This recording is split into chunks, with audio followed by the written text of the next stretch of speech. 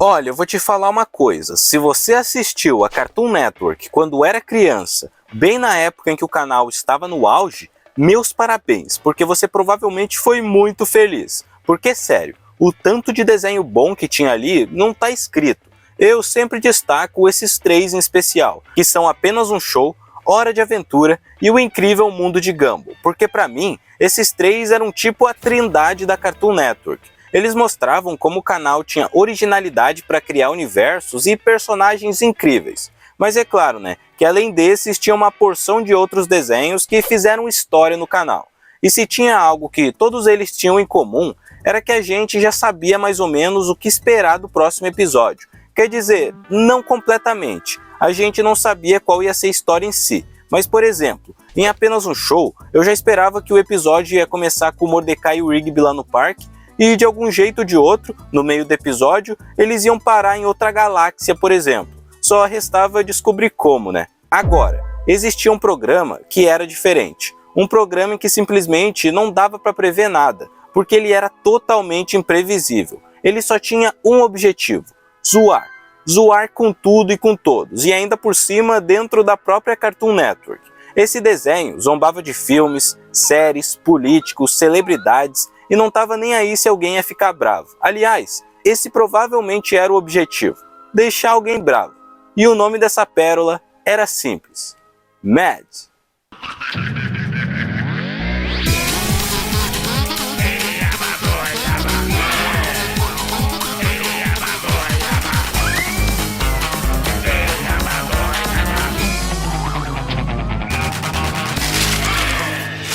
Sim, isso mesmo, Mad, o programa que fez parte das tardes da Cartoon Network, que basicamente tinha uma missão bem direta: satirizar absolutamente tudo. Filmes, séries, celebridades, políticos e até os próprios desenhos da emissora. Nada escapava. Era uma paródia atrás da outra, em sketches curtas, cheias de referências e piadas que muitas vezes a gente nem entendia, mas mesmo assim a gente assistia porque era muito massa ver personagens da cultura pop e figuras famosas aparecendo ali de um jeito completamente aleatório, com traços exagerados, expressões engraçadas, enfim.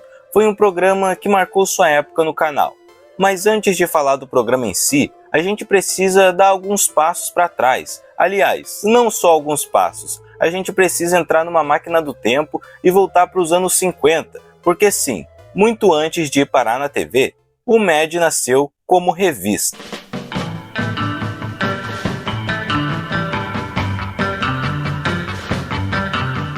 Quer dizer, quase isso. Na real, Mad começou em 1952 como uma revista em quadrinhos, uma comic book mesmo, criado pelo Harvey Kurtzman, junto com o editor William Gaines. A ideia era simples, mas revolucionária para a época: fazer humor satírico com tudo que estivesse bombando na cultura popular. Quadrinhos, filmes, comerciais de TV, política, nada ficava de fora. E aí vem a virada. Em 1955, Mad deixou de ser só quadrinho e passou a ser uma revista. Isso porque, como revista, eles não precisavam seguir as regras super restritivas do Comics Code Authority, aquele selo que censurava os quadrinhos da época. Essa mudança foi crucial, deu liberdade para a galera exagerar ainda mais nas piadas, ser ousada e mexer com temas que antes eram proibidos. O Mad foi basicamente o avô de tudo que hoje a gente chama de humor paródia. Sem ele, dificilmente existiria Saturday Night Live, Os Simpsons e até, olha só, o próprio Mad da Cartoon Network décadas depois. E tinha mais: além das piadas, o Mad também ganhou uma identidade muito forte com um personagem que virou símbolo. Um garoto de orelhas grandes, sorriso banguela e aquele olhar de quem tá prestes a falar o maior absurdo que você vai ouvir na vida. Esse é o Alfred E. Neuman, o famoso mascote da revista. Ele surgiu como um garoto sem preocupações, que carregava a frase icônica: "What? Me worry?" Ou em português: "Eu, preocupado?" Esse lema já dizia muito sobre o espírito da revista: rir de tudo, sem levar nada a sério. Ah, e vocês sabem aquela comemoração do Neymar bem famosa? Da onde vocês acham que ele tirou a inspiração?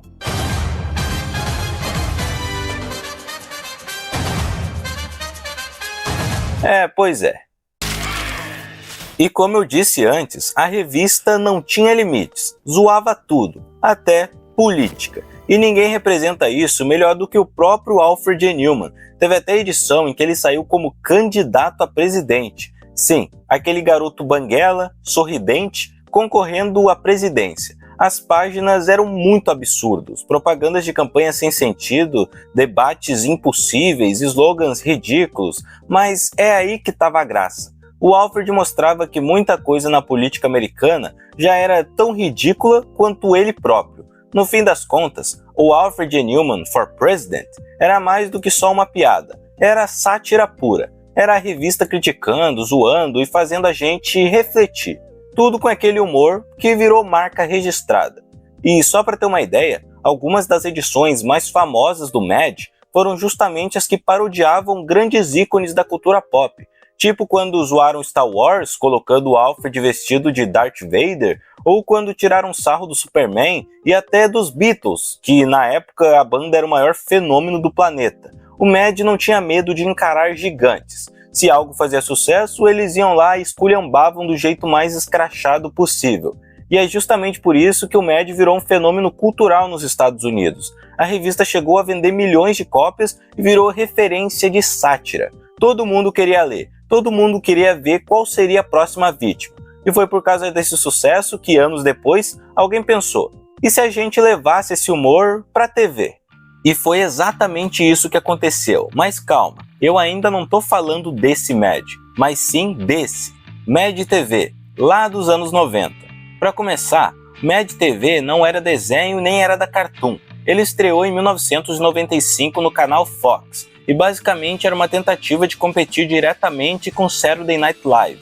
Era um programa de sketches, mas com uma pegada mais escrachada, totalmente no espírito da revista original. O esquema era simples, todo episódio tinha paródias de filmes, comerciais, séries, personalidades da época e, claro, muito humor físico e exagerado. O elenco fixo de comediantes criava personagens marcantes e também imitava celebridades do momento.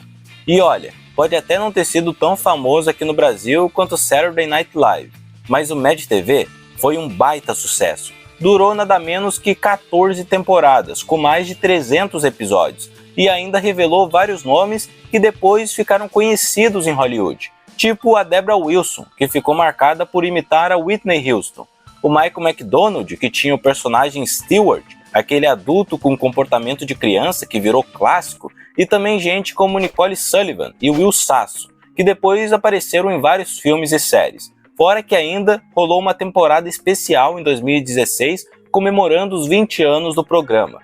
O diferencial do Mad TV era justamente o tom.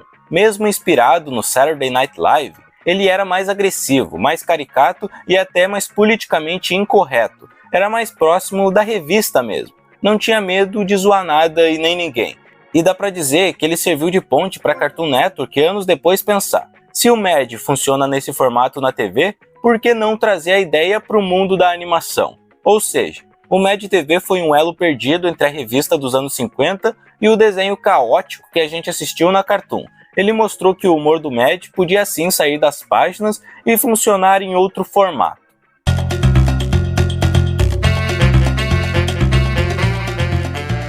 E aí, finalmente, chegamos em 2010. Esse foi o ano em que Mad desembarcou na Cartoon Network, trazendo toda aquela irreverência da revista e do Mad TV direto para o mundo da animação. A criação ficou por conta de Kevin Shinick, que já tinha experiência em comédia e animação, junto com Mark Marek, que além de produtor também era animador. O projeto contou ainda com Sam Register como produtor executivo. Ele foi quem ajudou a levar a ideia para Cartoon. E claro, tudo foi produzido pela Warner Bros. Animation. O objetivo era claro: pegar a essência da revista clássica e traduzir isso para a linguagem da animação. Eles não queriam simplesmente colocar personagens das revistas em desenho animado. A ideia era capturar aquele humor ácido, imprevisível e satírico e transformar em algo que só a animação poderia levar ao extremo, com exageros visuais e absurdos sem limite. E sim, eles sabiam que precisavam respeitar o legado do Mad, mas também modernizar o humor, criar algo novo. E bom, dá pra dizer que eles conseguiram. O programa estreou nos Estados Unidos no dia 6 de setembro de 2010, no mesmo dia em que apenas um show também estava chegando no canal. Cada episódio era um compilado de paródias curtinhas, filmes, séries, games, celebridades, anúncios, enfim. Qualquer coisa que estivesse bombando virava alvo. O grande diferencial é que não existia um estilo Mad único. Um episódio podia ter animação 2D, stop motion, CGI tosco, manipulação de fotos e às vezes tudo isso misturado. Esse choque de estilos ajudava a manter o ritmo insano. Se uma piada não funcionava para você, calma, em 20 segundos vinha outra. E o engraçado é que muitas vezes a gente nem entendia as referências na época, algumas porque eram muito específicas, ligadas a algo que estava em alta no momento, outras porque eram piadas mais adultas, que só quem tinha uma certa idade pegava. É bem curioso reassistir hoje e perceber várias piadas que antes passavam batido. E para manter a ligação com a revista, eles ainda trouxeram alguns quadros clássicos. O mais famoso é Spy vs Spy, herdado direto da revista original. Basicamente, dois espiões rivais super parecidos que viviam tentando se destruir. Eles apareciam de forma recorrente, sempre com estilos diferentes, às vezes na versão clássica em 2D e às vezes até em stop motion. Tinha também o Mad News, um telejornal que aparecia entre os sketches, sempre trazendo notícias falsas, exageradas e cheias de piadas rápidas sobre cultura pop e política. Era a prova que nada escapava do olhar satírico de Mad. Além desses, rolavam outros quadros fixos como Celebridades Sem Maquiagem. O nome, já diz tudo, mostrava como as celebridades ficariam sem maquiagem, claro, de um jeito totalmente zoado. Celebrities without their makeup. The Rock may have a chiseled chin, but he starts to crumble without his foundation. Amy Winehouse should be grouchy with how much makeup she needs. Iron Man looks best if you stand far, far away. Maggie Gyllenhaal looks doggone droopy without her makeup. And Robert Pattinson should move from twilight into darkness with what he looks like. And that's celebrities without their makeup. E fora os quadros, o programa tinha as sketches principais, que parodiavam diretamente os filmes, séries e animações famosas. Uma das mais lembradas é Dr. Mouse, que juntava o seriado House com o Mickey Mouse, transformando ele num médico completamente doido. Um médico rato! Você tá maluco? Cala a boca e diga Dr. Mouse! Mouse, esse paciente está doente há semanas. A barriga dói. Quantas vezes ele comeu os biscoitos? Eu adoro contar. Um vômito. Dois vômitos. 3. Se não parar, vai ter que contar os galos que eu vou fazer na sua cabeça. Ok, Joe. Devem ter sido os biscoitos. Ele comeu 700 em um dia. Esse é um diagnóstico sólido. Obrigada. Se você tem um diploma de medicina da universidade, estou viajando na maionese. Outra clássica foi Chatagaskar, que zoava Madagascar, mas também tirava sarro de outras animações, com um CGI tão duvidoso que parecia coisa da videobrinquedo. Chatagaskar. Um vagão de circo não faz nenhum sentido. Tem razão. Você devia estar nesse vagão. Que vagão é esse aí? O que tem todos os filmes que ficaram sem ideias. E com continuações patéticas. Mas nós não somos como vocês, temos várias novas ideias. Fique sabendo que nós temos frescor e eu me remexo muito. Eu fico na janela. Tinha também Eu Te Amo, Homem de Ferro, que parodiava o herói da Marvel e do nada ainda misturava com Transformers. Porque sim, né? Eu te amo, Homem de Ferro. Isso é muito legal, Aranha. Eu adoro Nova York. Aonde a gente vai? A um clube? A uma boatezinha? Melhor. Estamos na casa dos seus pais. Ela é minha tia, na verdade. O que você quer jogar? Warcraft? Magic? Magic? Você tem o quê, 16? Eu tenho, sim. Aí, olha só, é o sinal de ferro. Eu tenho que... Posso usar a clarabóia? Eu não tenho uma clara... Uma das minhas favoritas foi quando juntaram MIB, Homens de Preto, com De Volta para o Futuro. Eu não faço ideia de quem pensou nisso, mas ficou genial.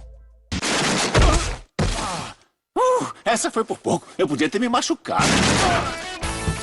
Cheguei a 55. É claro, você pegou o DeLorean.